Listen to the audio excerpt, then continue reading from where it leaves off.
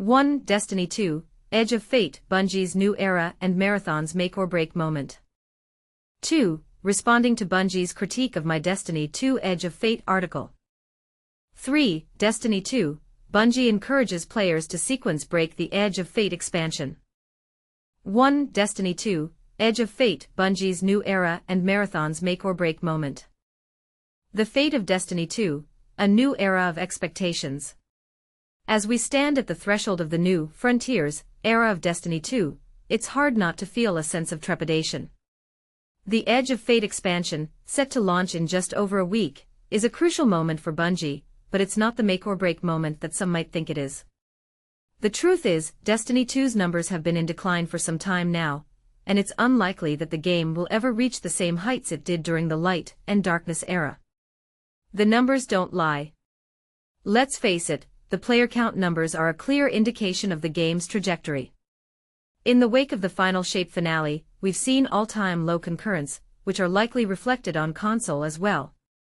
This sharp drop-off was inevitable, given the decade-long Light and Darkness era that came to an end with the Final Shape. But here's where it gets interesting. Using a simple multiplier to estimate player count, I calculated that the Edge of Fate may peak at around 115,000 players, compared to the 300,000 players that Witch Queen, Lightfall, and the Final Shape achieved at release. Fewer if Edge of Fate is less appealing than those other releases. A new era of production.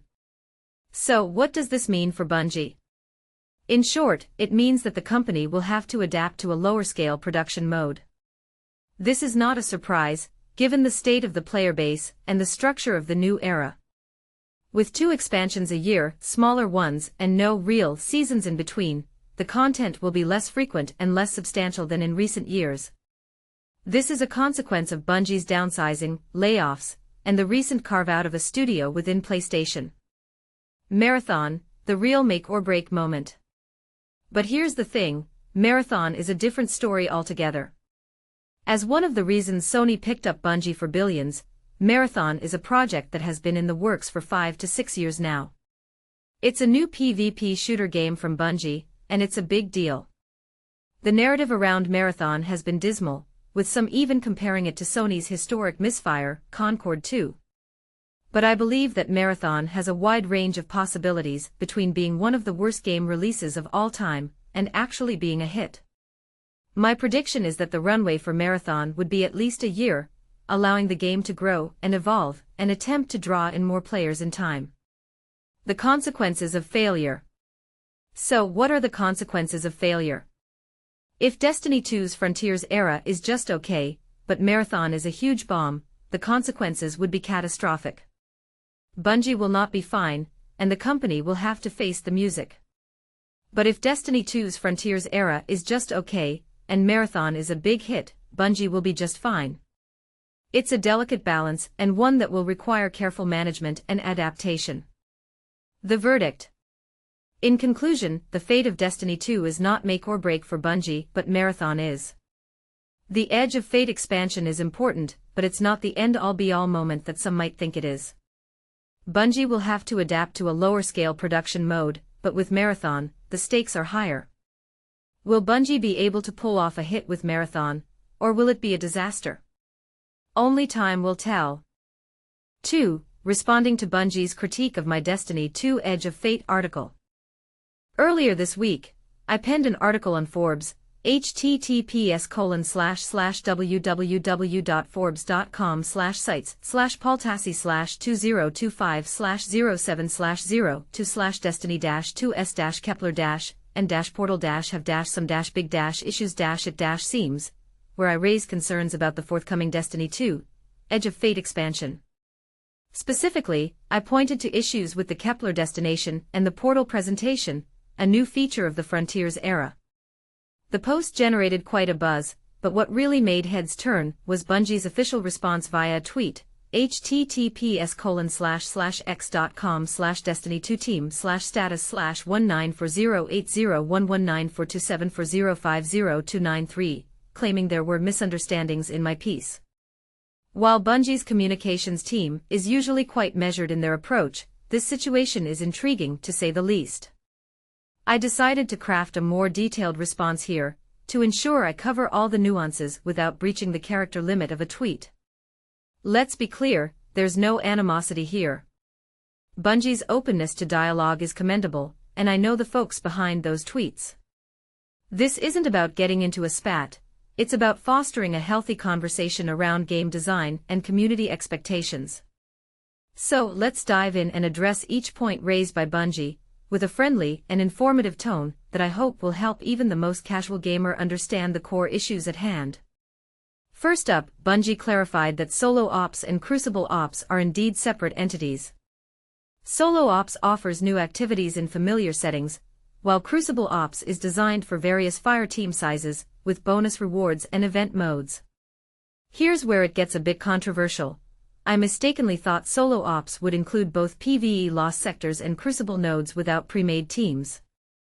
I was wrong about that, but I still believe a solo-only Crucible playlist would be a great addition, even if it might not have a large player base. Next, Bungie explained that they chose an existing activity to showcase new modifiers during the stream. This was a response to my criticism that using an old Empire hunt felt like a cop-out, potentially confirming fears that the new system was merely a repackaging of old content. While some argue that repurposing old content is a good way to recycle resources, others feel it's time for something fresh. I stand by my original point that the Empire Hunt showcase wasn't ideal, as it felt cluttered with champions and banes, making it hard to grasp the new modifiers. Now for the most contentious point, Bungie's explanation of Fireteam Ops. According to them, these ops will have rotating activities and selected modifiers, with matchmaking support, and the option to use Fireteam Finder for pre-selected goals. However, if you want to customize modifiers and rewards, you'll need a pre-made Fireteam. This is where things get interesting. I maintain that this system is heavily geared towards pre-made Fireteams, which goes against the usual ritual activities and seasonal events we've seen so far. The idea that Fireteam Finder players will use in-game chat to agree on modifiers seems far-fetched. Picture this, a group spends 10 minutes picking modifiers before each run. It's not a scenario I see playing out often. Bungie's alternative is a playlist with set modifiers that rotate, which is essentially what we have now, but with new modifiers. Frankly, I'm not convinced this system is player-friendly, especially for newcomers. It feels more geared towards the hardcore players who use pre-made fire teams or in-game chat, which doesn't align well with Bungie's stated goal of making the new Portal system accessible to all. As we await the launch of Edge of Fate, I'm eager to see how this system plays out in practice.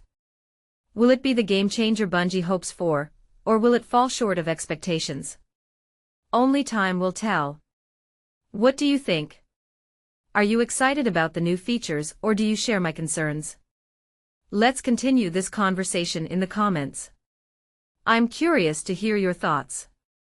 Follow me on Twitter, https://twitter.com/paultassi, YouTube, https://www.youtube.com/channel/ucg6k8i6ogobyzeno_confirmation =1 blue sky https://bsky.app/profile/paultassi.bsky.social and Instagram https://www.instagram.com/paul.tassi/?hl=n. And if you're into sci-fi, check out my Hero Killer series, https://www.amazon.com/gp/product/b08g1mrftm?mark_ref_dbs_kindle_edition and the Earthborn trilogy https://www.amazon.com/dp/b08ky DGG 73?mark binding =paperback &ref=db_rwt_sp_ppbk 3. Destiny 2, Bungie encourages players to sequence break the Edge of Fate expansion. Bungie is actively encouraging players to break Destiny 2's upcoming expansion, and that's not a bug, it's a feature. Here's why this could change how you play the game forever. During a recent live stream previewing The Edge of Fate, Destiny 2's highly anticipated expansion launching July 15, Bungie's developers dropped a bombshell. They want players to exploit the game's systems, bypass intended sequences, and uncover hidden pathways in the new planet Kepler. But here's where it gets controversial. Some might argue this approach could undermine the carefully crafted challenge Bungie is known for. Kepler, the expansion's flagship destination, promises depth comparable to Rise of Iron, the beloved 2016 expansion from the original Destiny. It's packed with intricate puzzles, layered mysteries, and sprawling zones that unfold as players progress. The campaign missions are designed to gradually introduce new abilities, like Matter Spark, which lets players shrink to navigate vents or secret routes, while unlocking more of Kepler's explorable terrain. But here's the twist. Once the main story wraps up, players can unlock these abilities in any order, effectively allowing them to sequence break, solving puzzles or accessing areas earlier than intended. Bungie isn't just tolerating this, they're celebrating it. "We're not 100% sure where players might sequence break," admits Robbie Stevens, Destiny 2's assistant game director, but that's intentional. The studio openly admits its playtesting can't predict every creative workaround the community will devise, and they're eager to see what emerges. This philosophy marks a stark contrast to Bungie's stricter approach in raids, where contest mode disables certain items and abilities to preserve competitive integrity. Speaking of raids, the live stream also revealed the start date for the Edge of Fate's raid race, alongside a new epic difficulty tier launching post-release. So is Bungie's embrace of sequence breaking a bold innovation, or a risky gamble? Will it lead to thrilling emergent gameplay, or unintended chaos? Share your take in the comments. Do you trust players to break the game responsibly, or should developers keep tighter control?